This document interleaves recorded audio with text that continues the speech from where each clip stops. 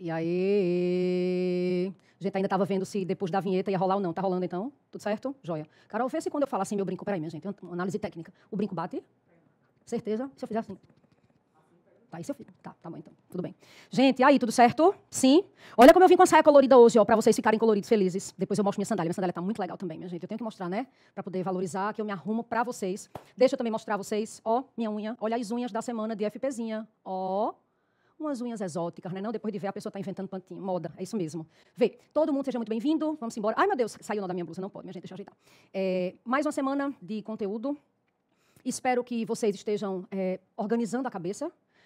Primeira observação de todas as aulas é tente organizar a cabeça, sabendo que o mais importante é realmente organização, tá? Não quero começar com a ladainha, não quero começar com lição de moral, mas tenta lembrar que a organização ela é importante para ajudar no controle das suas emoções. E quando eu digo organização, não é perfeição, é organização. É tentar colocar no papel metas atingíveis, metas possíveis, pequenas metas e pequenas conquistas. Eu sei que o objetivo maior é passar no vestibular lá no final, joia. Galera que ainda está durante o ensino médio, o objetivo é fazer uma ótima prova, sim. E tenta lembrar que dentro desta parte, que é a parte que nos cabe, que é a parte de português, tudo o que a gente estuda aqui, você consegue usar em outras áreas da sua vida, você consegue usar na prova, você consegue usar nas conversas, você consegue usar nas viagens, quando puder, né, amado? E você consegue usar na redação, tá? Então, tudo é muito importante, não custa lembrar. Para quem está no primeiro ano, no segundo ano, no terceiro ano, que é o pessoal que normalmente é o nono ano, que faz a prova do SSA, que é uma prova daqui, né, da estadual daqui, é muito legal lembrar que muita gente entra no curso durante o ensino médio ou no nono ano antes, muito mais para conseguir conquistar o processo, sabe? Acompanhar o processo, acompanhar a caminhada. E aí, é muito legal porque você tem tempo para aprender, esse é um ponto muito bom. E uma outra questão você consegue aprender com mais calma, entendeu? Então, muita gente, ultimamente, tem perguntado se vale a pena entrar no nono ano, no primeiro ano, no segundo ano. Eu sempre digo que depende do aluno, depende muito do aluno, e eu também sempre digo que depende de como ele leva a vida, porque muitas pessoas entram lá no comecinho do ensino médio, mas não conseguem fazer o exercício. Mas se você que está no ensino médio e está aqui agora, já consegue assistir a aula, já começou a entender a aula, muito legal, porque o conhecimento ele vem, certo? Vê só. A aula de hoje, se fosse uma aula que eu ouvi no colégio, seria uma aula muito do tipo, arcadismo é razão, arcadismo é pastoralismo, é arca de ovelha, é cajado, é rebanho, e tem Tomás Antônio Gonzaga e Cláudio Manuel da Costa. Não é assim que a gente aprende? Eu sei, eu também aprendi assim. No dia em que eu descobri algo diferente, eu realmente fiquei chocada. E quando foi, Fernanda, que você descobriu algo diferente? Quando eu, por curiosidade, fiz uma viagem para Paris. Oh, pobre camponesa, viagem para Paris. Pois é. Só que eu decidi ir a Paris estudar sobre a vida de Napoleão Bonaparte. Alguns anos antes de conseguir montar o curso de História da Arte, a minha curiosidade era a respeito da persona Napoleão Bonaparte. E aí parece que não tem relação, mas tem relação total. Deixa eu contar uma coisa que talvez seja para você uma grande novidade. Vê, o século XVIII, ele é marcado por 3 vertentes. E aí muitos não têm noção sobre isso. O iluminismo, o neoclassicismo e o arcadismo. Fernanda, mas, vê, sendo bem prática, todo mundo sempre acha que neoclassicismo é literalmente a mesma coisa que arcadismo. Olha para cá, deixa eu contar uma super novidade. Sempre o que vai acontecer no Brasil é somente uma parte de tudo o que está acontecendo na Europa, principalmente nos séculos anteriores ao século XX. Porque a gente começa uma movimentação diferente para a arte a partir do nosso modernismo de fato, tá? Principalmente nessa época em que a gente ainda é colônia de Portugal, né? A corte portuguesa só chega aqui em 1808, então a gente só consegue a independência política em 1822, ou seja, século XIX, tá? Então, o século XVIII tem o iluminismo, o neoclassicismo e o arcadismo. Mas não é tudo basicamente a mesma coisa? Olha para cá. Gente, o iluminismo, ele traz esse nome por causa do século das luzes, sim, e é o nome dado a uma corrente filosófica. É o nome dado mais a uma vertente filosófica ligada ao campo do conhecimento, ao campo dos estudos. Então, o nome iluminismo é mais associado a esse nome ligado a uma corrente filosófica. Tá. O nome, aqui eu queria ver a cara de vocês neste minuto. O nome neoclassicismo é o nome dado à manifestação artística de todo o período. A manifestação artística, a escola artística, o movimento artístico que começa na Europa é neoclassicismo. Verdade. E arcadismo é somente o nome do movimento literário da época. queria ver sua cara. Gente, eu descobri isso numa viagem, porque eu nunca vi isso em livro nenhum. Nunca. E quando eu ouvi isso a primeira vez, tudo fez sentido. Porque o neoclassicismo, eu nunca entendia muito bem como neoclassicismo e o que a gente percebe que acontece aqui no Brasil, como é que destoa tanto, sabe? Então, eu vi que o nome arcadismo é dado à corrente literária do século XVIII. E aí tudo faz sentido. E eu consigo entender por que é que nos nossos livros só tem o nome arcadismo. Nos nossos livros só tem o nome arcadismo, porque aqui no Brasil a gente só tem uma influência maior, de fato, na literatura do período. Eu tenho uma ou outra construção neoclássica, né? Mas é como se, nas artes em geral, o nome fosse neoclassicismo, mas especificamente o nome da corrente literária do período é arcadismo. Eu espero que tenha mudado sua vida. E aí, minha gente, no dia em que eu ouvi isso a primeira vez, eu entendi. Me diga depois, lá no chat, lá no Telegram, me diga se realmente você sabia disso, se não sabia, e você vai entender o porquê de, na corrente literária, haver outras características, entendeu? Tudo faz sentido, tudo faz sentido. Não sei se você já sabia, se sabia, então, ótimo. Vê.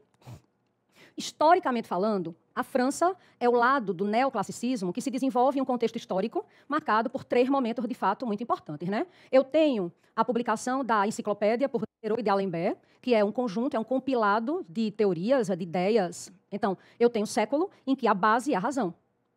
Uma observação importante é, a escola, ou a manifestação artística que antecede é barroco. A base do barroco é a emoção, a religião, o sentimento. Joia. Rococó vem como sendo aquela fase ali de transição, falamos muito bem, e aí eu quero sempre que vocês associem a sociedade como sendo um elemento fundamental para o que artisticamente vai acontecer. Ou seja, nas artes, vai muito acontecer o que é reflexo de um comportamento de uma parte ali da sociedade. Então, eu tenho o iluminismo, eu tenho a Revolução Francesa, que é realmente um momento importante para o que economicamente se percebe na França e, consequentemente, politicamente também, e o regime de Napoleão Bonaparte, que é um regime que precisa de uma atenção muito importante, e a pegada neoclássica ela vai ter muita relação com Napoleão Bonaparte pela relação que Napoleão Bonaparte tem com Roma. Fernanda, mentira. Minha gente vê. Nunca rolou diagnóstico de nada, nunca rolou. Mas quando a gente para, não é o caso, eu prometi ser muito direta na aula de hoje, mas é muito difícil, porque tudo que eu estudo eu quero compartilhar. Gente, pelo comportamento de Napoleão, a gente percebe traços muito associados a distúrbios de personalidade, sabe? Napoleão se imaginava imperador romano. Ele se comportava como imperador romano. Ele queria um exército parecido com o romano. As construções de Paris, na época de Napoleão, foram construções que pareciam as construções romanas. Então, muito do neoclássico tem relação muito direta com o comportamento de Napoleão Bonaparte, entendeu? É muito interessante isso. E aí o comportamento de um cara, por ele ter muito poder, termina reverberando ali numa organização inicialmente de Paris, depois se estende para a França, depois para os países vizinhos, então o contexto da Europa realmente é muito forte, e a gente percebe que o que está acontecendo ali termina determinando o que acontece em vários lugares do mundo. Joia. O arcadismo, ele surge no período da Contra-Reforma e das descobertas ultramarinas. A expansão comercial foi acompanhada por um desenvolvimento tecnocientífico que tornou os meios de produção ágeis e eficientes. E todas as vezes que você lê arcadismo / neoclassicismo, certamente falarão de manifestações artísticas que aconteceram ao mesmo tempo. Fernanda, pode ser que numa questão lá de Enem, ou de UPE, de qualquer coisa, de ITA, de FUVEST, apareça neoclassicismo / arcadismo como sendo a mesma coisa? Total. Quando eu boto neoclassicismo / arcadismo, é como se eu estivesse dizendo que o arcadismo está dentro do neoclassicismo, certo? É como se, não estou dizendo que são coisas diferentes, mas dera o nome, a parte literária de arcadismo por causa das Arcádias ultramarinas, que era um lugar onde eles se reuniam meio que para confabular, e vocês vão entender por quê, principalmente aqui no Brasil. O século XVIII, como eu já falei, traz as contribuições intelectuais todas, por isso luzes. É como se fosse uma crítica muito séria à Idade das Trevas, né, como se denominou a Idade Média. Então, se eu tenho a Idade Média como sendo a Idade das Trevas, eu tenho agora, no século XVIII, a Idade da Luz, o conhecimento como sendo o que proporciona, de fato, essa luz, essa descoberta. Tá. A Revolução Francesa, vamos lá, ela tem aqui mais ou menos, eu não gosto muito dessa coisa limitada de data, mas mais ou menos 10 anos, e resulta na queda da monarquia com a execução de Luís XVI e Maria Antonieta, oficialmente Luís XVI, o último rei da França. Enfraquecimento da igreja e fim da aristocracia francesa, certo? Entendam, até aí tudo bem. No final da Revolução, o movimento tinha se dividido e passava por conflitos internos. A burguesia vê, em Napoleão, um comandante militar vitorioso em missões no exterior, uma chance para recuperar o poder. Com apoio, Napoleão dá um golpe militar e se intitula cônsul da França, terminando aí a Revolução. Joia. E começando uma nova era. Com a ascensão de Napoleão, o espírito do neoclassicismo muda. Pessoal, em lugar das críticas ao caráter francês e das lições heróicas, passou-se a valorizar o esplendor do Império Romano. Gente, o estilo passa a ser mais ameno, equilibrado e se espalha para outros ramos da arte, inclusive para o decorativo. Eu fiz questão de contar essa historinha para não me empolgar muito, porque quanto mais você estuda Napoleão e o que ele é capaz de fazer, mais você fica curioso para tentar entender, sabe? Sabe aquela pessoa curiosa? Tipo, ele amava carrossel. Amava carrossel. Então, ele faz, em frente ao Louvre, um carrossel. E um arco. Aquele arco, ele é uma reta exata até o Arco do Triunfo, que foi mandado erguer por ele, lá no começo da Champs-Élysées, que é a principal rua de Paris, do centro de Paris. Gente, não é perto uma coisa da outra, é muito longe. Mas quando você faz um passeio por cima de Paris, ou quando você está muito focado nessa informação, você percebe que é uma reta exata entre um arco e outro. E isso é coisa de Napoleão Bonaparte. E só lembrando o que a gente viu lá atrás na aula de Roma, o arco é uma forma de contemplação completamente romana. A ideia era, a partir do arco, homenagear conquistas, vitórias, vocês sabem disso, certo? Gente, de cara, eu tenho o barroco como sendo base, de cara, como manifestação, de cara, como base emoção. Tenta sempre aprender isso. Tenta aí, eu costumo dizer que nessa parte de literatura, de todas as artes, você não precisa decorar, e eu acho que você perde muito a oportunidade de aprender legal. Então, até me perguntaram recentemente se eu acho que vocês devem ver a aula junto com a ficha. Eu acho que não. Eu acho que, se eu fosse vocês, claro, gente, que cada um tem uma tendência, mas eu sempre imagino como é que eu gostaria de ver uma aula. Então, eu veria a aula. Uma coisa que eu tenho muito na minha cabeça, tentado me organizar, é para ser mais objetiva. Isso é uma meta que eu tenho, assim, real. Às vezes eu acho que eu falo muito lento. Então, daria para eu colocar aí numa velocidade 1.2 e não ficar demorando tanto, porque vocês querem a coisa mais exata. Mas, enfim. Então, eu sempre imagino que vocês poderiam ver a aula sem essa ficha e, de repente, depois ler a ficha para ver o que entendeu da aula. Claro que quem quiser fazer anotação, ótimo. Então, eu tenho o barroco, com a base na emoção, e quando aparece o período neoclássico, é só a gente lembrar que esse neo é um prefixo que vem de novo, é um novo estilo clássico.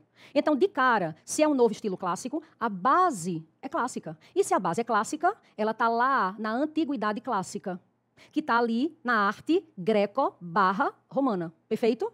Quando eu falo em arte clássica, é muito comum falar de Grécia/Roma. Pensa sempre nisso. A arte greco-romana, pensa nisso. A arte que pega a razão, a simetria, a proporcionalidade que começam lá atrás, na antiguidade clássica. Certo? Tá. Tenta perceber, Jacques Louis David é o grande pintor do período. Eu quero que vocês notem como isso aqui parece Renascimento, tá? Gente, do ponto de vista da decoração, isso aqui é só fofoca de arte, antes de a gente entrar, eu já deveria ter entrado aí no assunto. A pegada, ela é decorativa.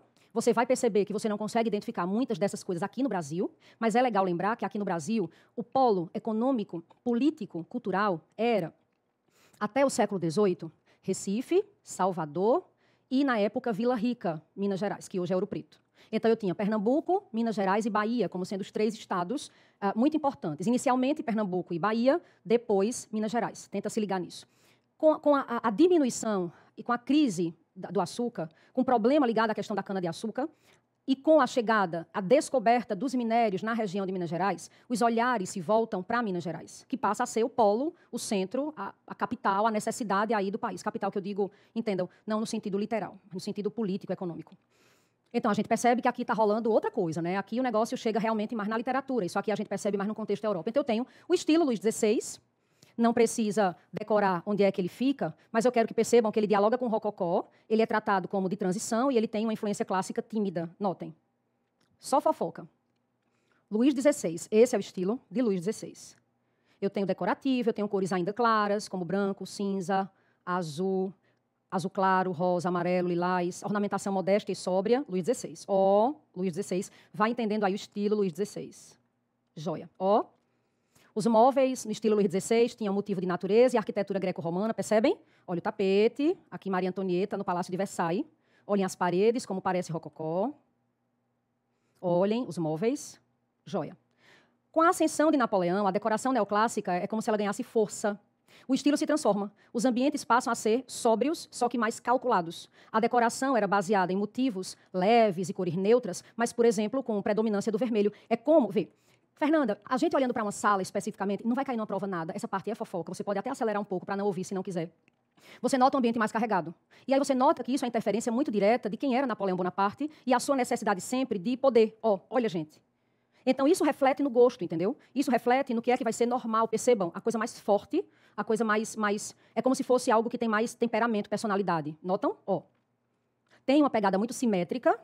E se a gente fosse dizer algo, é como se a moda fosse essa simetria perfeita, porque a ideia de Napoleão, dizem que ele tinha algo parecido com TOC, transtorno obsessivo compulsivo, mas a gente sabe que não existia a expressão TOC para a época, então achavam somente que ele era um chefe muito rigoroso. Só para ter ideia de como ele influencia, eu tenho um importante pintor, que é Jacques-Louis David, um importante pintor na época, e eu tenho um importante escultor, que é Canova, joia. Napoleão contrata David e Canova para serem exclusivos dele. Então, Jacques-Louis David, ele é o pintor oficial de Napoleão Bonaparte e Canova é o escultor de Napoleão Bonaparte. Nada mal, né? Vê. Moda, antes da gente entrar, lá vai Fernanda, né? Não sei se eu coloco, eles não vão querer saber, eles aceleram, eu estou ali já em velocidade 80, mas eu, sei lá, falei, eu botei e tirei isso aqui 10 vezes. Vê. O estilo do rococó dá lugar à simplicidade de tecido branco. Pela primeira vez, as cópias das vestes greco-romanas entram na moda. Não aqui tanto, Europa. A moda consiste na silhueta imperial, vestidos simples, leves e soltos. Os braços à mostra foram choque. Os cabelos eram curtos e cacheados. Os penteados, inclusive, lembravam os penteados dos gregos. Olha para cá. Eu tenho aqui uma pintura que alguém poderia olhar e dizer, Fernanda, se parece muito com uma obra do Renascimento. Verdade, total. Verdade. Só que tem um ponto importante. A gente percebe que parece uma obra renascentista, vamos lembrar lá de Rafael Sanzio, para ficar mais fácil, por causa da simetria, pelo fato de a pessoa estar posando para a foto. Não é uma obra realista. Olha para cá, olha para cá. Alguém, na monitoria da última quinta, perguntou assim, Fernanda, eu não entendi quando você falou que o barroco se relaciona com realismo. E aí, atendendo a uma dúvida e a muitas que eu sei que surgem, cuidado. O nome realismo, presta atenção, enquanto escola literária, é uma escola que acontece em 1881, realismo, escola literária. Quando eu digo que a pintura do barroco é realista, eu estou dizendo que a pintura do barroco tem elementos realistas, não é elemento realista da escola realismo. Porque lá no século XVII, eu não tinha ideia que um dia, no final do século XIX, haveria um negócio chamado realismo, ok? Mas, quando eu tenho uma pintura que encena, quando eu tenho uma pintura que, pelo tema e pela forma como ela foi pintada, parece algo que aconteceu, eu digo que essa pintura é realista. Exemplo, é como se eu pintasse no momento em que a coisa acontece. E aí as pessoas estão em diagonal, e aí dá a ideia de movimento, a expressão. A gente viu isso em Caravaggio, em Velázquez, lembram? Do Barroco. Então, a pintura realista do Barroco tem esse nome porque a ideia é dar o tom de realismo. Lembram daquela tela de Caravaggio que é Tomé colocando o dedo como se fosse na ferida de Jesus? Então, é como se ali tivesse sido pintado no momento em que a cena estava acontecendo. Então, eu tenho o tom realista. Tá. Notem que aqui as vestes, elas são... A roupa é mais clara. Note que eu tenho drapeado muito mais simples. Note que o braço está à mostra. Isso não aconteceria no Renascimento nunca, por exemplo. Madame Recamier. É como se ela pousasse para a foto. E é como se o seu comportamento fosse muito mais simples, certo? A Revolução Francesa... Só uma observação, a fofoca, ela molda também a moda masculina, né? Porque durante a Revolução, todo mundo ficava com mais tempo, os homens, uniformizados. As perucas e o pó branco nos cabelos, que eram comuns, foram substituídos por cortes curtos. E tem uma coisa muito interessante. A calça, ela não foi abandonada para reviver o estilo meio grego. Só que aquela calça que antes era até o joelho, ela vai cobrir a perna toda e... A peça que se destaca é a jaqueta, só que na parte da frente, a jaqueta é menor do que na parte de trás. Então, é como se eu quisesse dar um tom à moda masculina também, meio estilo Napoleão Bonaparte. Assim, é bem interessante, porque rola uma influência muito, muito legal. Indo para a análise da pintura, sempre você vai lembrar assim, as artes, elas dialogam entre si. Então, eu tenho simetria, razão, técnica, estudo, cuidado com contorno. Eu não vou ter... Fernanda, pode ser que na pintura tenha emoção, dramaticidade. Vê, pode até ser que uma outra obra tenha, mas não é característica do que está acontecendo no estilo, na época. Não é característica. Vê, formalismo e simplicidade na composição, exatidão no contorno, o uso de pincelada que não marca a superfície. Note que não é uma coisa muito exata que separa loucamente. Eu tenho como se fosse uma sombra. E isso tem relação direta com técnica. A harmonia do colorido por meio de uma ornamentação colorida, só que mais sóbria. A gente nota que não tem o exagero. Não tem o exagero. Os planos de fundo costumam ser simétricos e incluir arcos e colunas romanas. Aqui já sei que é o Castelo de Santo Ângelo aqui, ó. Vindo para cá é o Vaticano. É muito legal quando a gente percebe que identifica. É muito legal isso. David, ele oficialmente foi o pintor da Revolução Francesa e, como eu falei, depois ele foi o pintor de Napoleão Bonaparte, tá? Por muito tempo, o trabalho dele foi tratado como sendo o que seria a perfeição de exemplo do estilo francês, certo? Só que ele foi contratado por Napoleão. Então, quando eu sou contratado por alguém, eu vou pintar o que a pessoa quer que eu pinte. Vocês vão entender exatamente isso. Pronto. Eu quero chegar nesta tela. Eu amo esta tela de Napoleão. É muito legal. Documentou momentos históricos do Império. Certo. Tá. Só que ele faz isso de acordo com o que Napoleão quer. Eu tenho as estátuas equestres como sendo uma característica que vai acontecer, ou que volta a acontecer agora, como sendo algo muito na moda, né? É muito legal. Lembram que eu tinha comentado com vocês, eu não lembro se de fato eu já falei, mas normalmente quando eu tenho, lá em Roma, quando eu começo a esculpir figuras com estátua equestre, homens em estátua equestre, a pegada, e aqui agora é que vira moda, a pegada da posição do cavalo determina qual é o papel, ou quem é a pessoa que está ali à frente daquilo.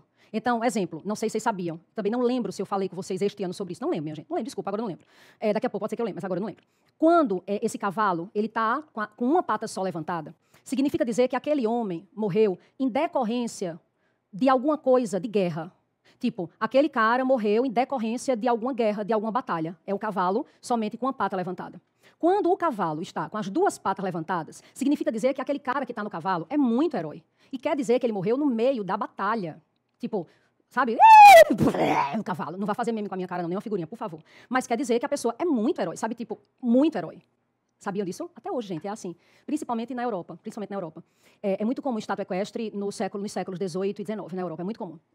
E quando o cavalo está com as quatro patas no chão, significa dizer que aquela pessoa que está em cima do cavalo morreu de morte natural. Então, é verdade esse bilhete, sério. Só que o que me chama a atenção é, Napoleão era uma pessoa muito pequena, de estatura. Deixa eu só ver uma coisa aqui, para eu não falar besteira. Já está a Fernanda falando do tamanho de Napoleão. Ai, Fernanda, mulher, tanto que tu falas. Deixa eu só ver o tamanho exato dele, para eu não falar besteira. Fernanda vai procurar no Google o tamanho de Napoleão. Vou, minha gente, ó. Vai, internet, me ajuda. Joga no meu time. Altura de Napoleão Bonaparte. Não lembro. 1,68, ó. Ele era uma pessoa, para um homem de muito poder, 1,68 era muito pouco. Principalmente na Europa, em que os homens são maiores. É muito engraçado, porque rola uma divergência em relação a isso. E tem gente, tem historiador de arte que comenta que ele não tinha 1,5 metro sequer. Que ele tinha, isso aí foi ele quem deturpou, mas não vem ao caso. Mas o que é que chama a atenção? Em todas as pinturas, David coloca Napoleão como sendo forte e como sendo maior. Imagine, tá aí Napoleão cruzando os Alpes. Vê só, no meio da neve, todo mundo muito ferrado, e Napoleão muito viril, tranquilo, subindo aqui os Alpes numa boa. E um detalhe, né? Louis David coloca o nome de Napoleão aqui e ele coloca o nome dele aqui. Isso aqui é uma tela, tá? Esta tela, acredite, e aí você talvez vai cair duro. Olha o tamanho dela, é muito legal. Ela de perto é uma pintura a óleo sobre tela. É uma coisa muito legal. Não vem ao caso, não vou fugir ao tema, mas só para dizer onde é que está essa tela, vê o movimento do cabelo, ó, que consegue, é um pedaço da tela. Essa tela está no Louvre. De Paris, Fernanda? Não, de Abu Dhabi. Mentira. Abu Dhabi, tipo, que é ali vizinho a Dubai, minha gente. O sheik comprou a patente do Louvre e tem um Louvre em Abu Dhabi. Acredite se quiser. E esta tela está no Louvre de Abu Dhabi. Depois eu posso marcar uma aula extra só para quem quiser de fofoca a respeito da arte e da influência de o que é que Dubai e Abu Dhabi recebem de influência do Ocidente e o que é arte deles. Vê. Coroação de Napoleão, então, rola um estilo muito próprio. E aí a gente tem, notem, até agora eu não falei de cajado, ovelha, pastor, rebanho, nada disso. Eu estou falando de uma pegada neoclássica, de um estilo muito próprio. E isso vai rolar na pintura, vai rolar na escultura, vai rolar na arquitetura, vai rolar em tudo que é de arte. Joia. Esta tela é uma tela que, para mim, é o melhor exemplo do neoclássico, do neoclassicismo. Primeiro, o tema, que é a morte de Sócrates, então eu tenho uma volta à antiguidade clássica. Fernanda, é normal a temática greco-romana? Gente, é muito normal. Acontecimento histórico, mitologia, é muito normal usar aqui, nas artes, ou o tom puramente decorativo, ou a temática que era comum lá de trás.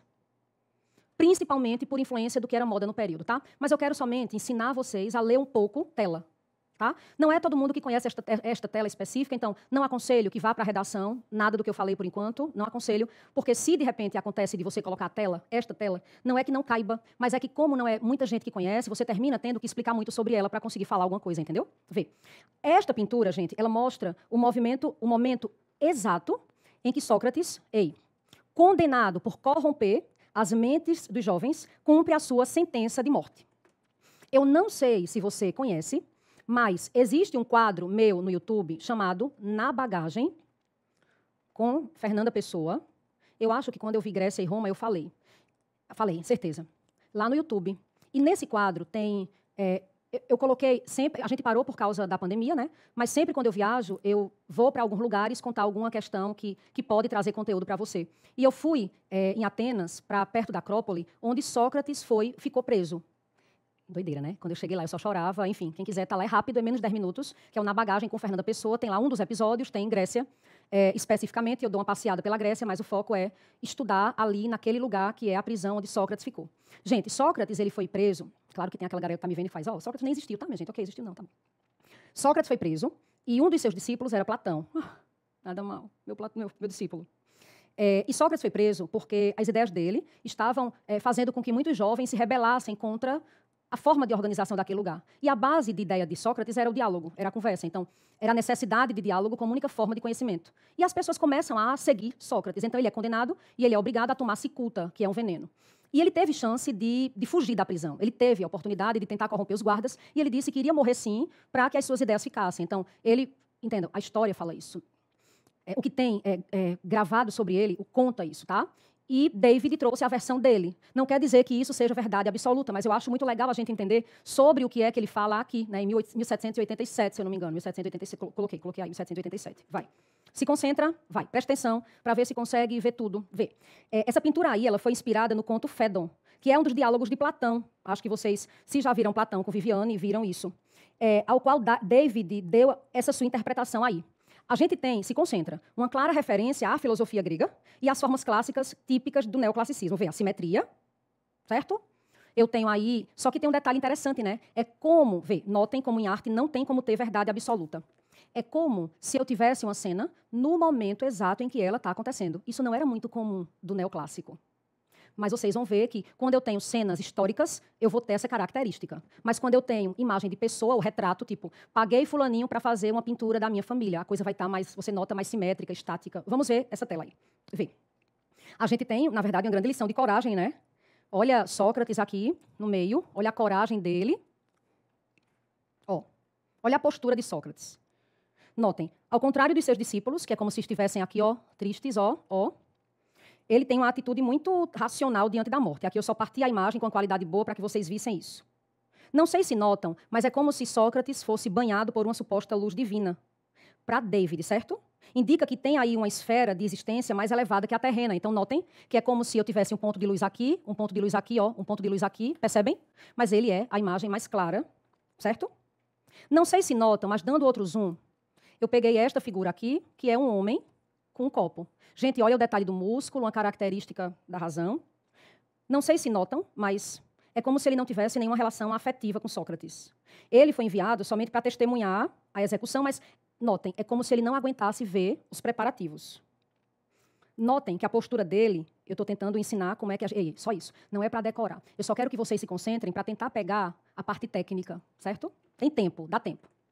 E, caso você não queira, não goste, você me avisa na monitoria, que aí eu tiro essa parte e a gente fica só em literatura, ou você dá uma avançada, certo? Vê. A postura dele é diferente da de Sócrates. Ele tem aqui os ombros caídos, e Sócrates aqui muito erguido, né? É como se a angústia dele mostrasse um pouco do heroísmo dele, né? É como se a sentença fosse muito cruel para ele. E a sentença é a morte. E aqui está o veneno. Ele tem que tomar cicuta. Não sei se vocês sabem... Peraí, deixa eu mostrar este rapaz aqui. Vocês sabem quem é este rapaz? Platão. Notem, esse aqui está meio assim, esse está em pânico, esse também, esse também, esse também. Notam? Esse daqui, ele está somente virado. É como se ele fosse o único que reagisse com a mesma dignidade do mestre. Ele senta aí na beira da cama, parado, quieto, só que ele mantém o olhar afastado dessa cena dramática aqui, É como se ele não entrasse nesse desespero aqui, percebem? E para ser discípulo de Sócrates, pela lógica, era para ser o primeiro a dar um escândalo aí, né? No mínimo. Perfeito? Aqui eu tenho a Apolodoro, transtornado com o destino de Sócrates. Está aqui. Muito interessante como isso rola. Aqui, E Crito sentado aos pés de Sócrates, tentando convencê-lo a fugir. Perfeito. É interessante porque quando a gente olha para uma imagem, a gente nunca imagina tanta coisa numa cena só. E quando a gente olha somente como obra a sentença de Sócrates, ó, tem um monte de amigo, tem um monte de gente, tem, e ele está ali muito tranquilo da sua decisão de morrer porque foi a sentença, foi o seu julgamento. E ele vai fazer a lei daquele lugar, tudo certo. E, vez ou outra, vocês notam que eu não vou trazer um monte de tela, porque a gente não consegue ter tempo para. Por isso que eu consigo fazer isso no curso de História da Arte. E eu convido você a, quando passar no vestibular, ir para o curso de História da Arte, somente é um curso separado, porque traz uma pegada de formação cultural. Então, inclusive, o curso está à venda, está com desconto, caso você conheça algum adulto, mãe, pai, tio, tia, namorado, namorada, que queira essa pegada de formação cultural. A gente realmente mergulha sem obrigação de dar conta de nada de vestibular, certo? Ó, do ponto de vista arquitetônico, a gente vai perceber a pegada da simetria clássica. Então, a gente nota que muitos lugares, principalmente em Paris, quando a gente vai analisar, é sério, a gente precisa chegar perto da construção para saber se ela é clássica ou se ela é neoclássica. Fernanda, o que é que muda? Gente, claro que as pessoas, a partir do momento em que o tempo passa, as pessoas vão usando outros materiais, certo? Elas aprendem a usar outro material. Joia. Carol, tu já fica aí, porque eu vou ter que cortar essa aula, não vou poder entrar em literatura que está quase indo para 1 hora de aula. Olha para mim, deixa eu dar esse aviso também. Eu montei um cronograma como sugestão para vocês. Só que vocês notam que a nossa metodologia é ativa. Então, para a galera que é muito racional, exata, metódica, e quer pegar o cronograma no primeiro dia de aula e segui-lo até o final, gente, é muito difícil. Porque eu acredito, que vocês vieram aqui para o curso para passar no vestibular, joia. Mas se eu tenho como passar isso para você de forma mais decente, menos jogada, de forma mais inteira, eu vou fazer, porque eu respeito muito você, entendeu? A aprovação vem, fato. E aí, certamente, alguém botou aí um amém, ou glória, amém, eu creio, Senhor, bora, cada um na sua fé, né? Mas a gente entende que essa aprovação ela é consequência de um processo de conhecimento. Confie em mim, você não irá se arrepender. Você pode me odiar hoje, mas você vai entender o quanto você terminou o curso com muito mais conhecimento do que o que você tinha no começo, porque você nota que as coisas fazem, inclusive, sentido, entendeu? E eu tento aproveitar o curso para fazer isso, porque eu sei que muitos de vocês não tiveram ou não têm acesso a isso em outros lugares. Então, eu tento aproveitar que você, por algum motivo, chegou até mim para dar um conhecimento de qualidade, para que tudo tenha sentido na sua cabeça. E tem mais uma coisa importante, gente. Vocês não têm noção de como vocês vão usar isso em outras áreas do conhecimento. Em muitas coisas de história, de geografia, de atualidade, que se relaciona diretamente, sabe? Em outras provas também. Quem faz Enem na prova de humanas, tá? Vamos lá. Então, a arquitetura tem o frontão, coluna, tudo simétrico. E a arquitetura, ela tem a mesma pegada da arquitetura clássica, da arquitetura grega, só que a gente percebe, pelo material, que Canova tem um estilo diferente. Então, Canova gosta de um material que ele consegue lixar para dar um tom de uma peça mais clara e completamente polida. É como se as esculturas de Canova elas fossem mais claras. A maior parte do acervo está no Louvre, especificamente por causa de Napoleão, de fato. A gente nota que a temática é uma temática comum à antiguidade clássica, inclusive a escultura das Três Graças. Não sei se lembram, mas quando nós estudamos lá atrás Botticelli, a gente comentou sobre o Nascimento de Vênus, e lá na tela, o Nascimento de Vênus, eu tenho as Três Graças de Botticelli, certo? Eu tenho uma pegada aí mais sensual, eu tenho a questão do nu feminino, né? Ó.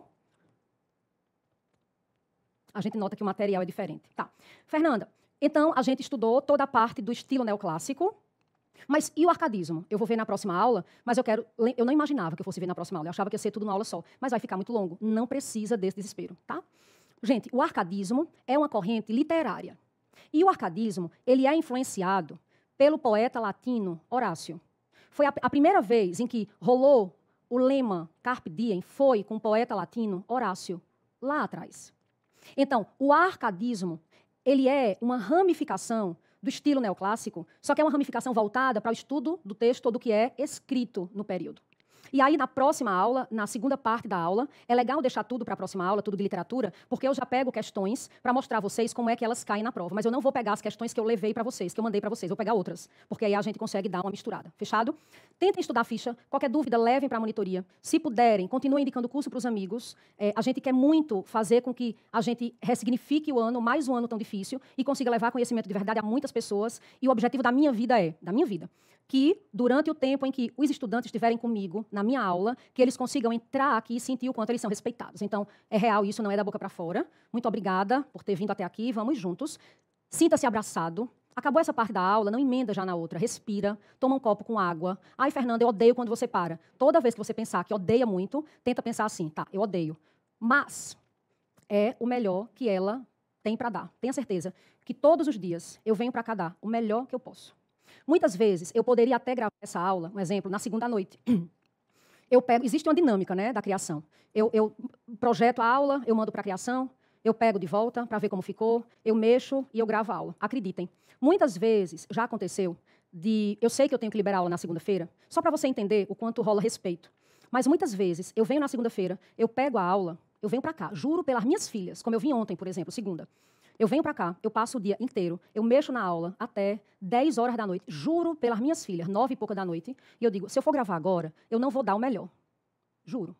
Ah, que absurdo, mas você disse que ia dar. Vê, mas eu tenho tanta consciência de que eu prefiro fazer o melhor para você receber o melhor, que eu venha muito cedo, então 6 horas. É isso, minha gente. Um beijo grande, até a próxima. Prima esse conteúdo programático. Porque toda vez que eu precisar alterar a aula, eu vou alterar o conteúdo programático lá. Então, é legal que você atualize, não salve de imediato. Porque, um exemplo, eu quero saber na segunda o que é que ela vai dar. Então, você vai e atualiza para ver o que é que está lá. Combinado? Porque toda vez que eu sentir necessidade de quebrar a aula, de partir a aula, eu vou mudar o conteúdo. Beijo, é isso.